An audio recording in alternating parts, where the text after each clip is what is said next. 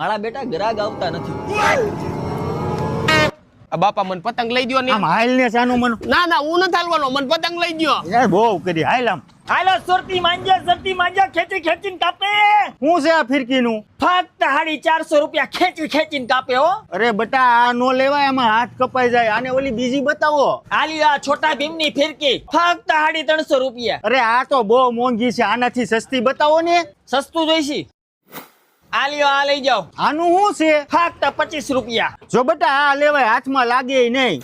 આ મોઢું બગાડમાં હજી પતંગે લેવાની છે ને. આ બાપા મને જો ઓલી પતંગ લઈ દ્યો ને. કઈ આ હા ઈવડી. 450 નું બાજ આવે હો. ઈ બાજ ઉડે ઈ પેલા તારો બાપ ઉડી જશે. તો ઓલી મોટું પતલું વાળી પતંગ લઈ દ્યો ને, મારા ભાઈબંધ હાટુ એને પપ્પા લઈ આવ્યા છે. કઈ આવડું આ 120 રૂપિયાનો પંજો આવે હો. આનાથી સસ્તી બતાવો ને. હજી સસ્તું જોઈશી? હજી સસ્તું જોઈશી?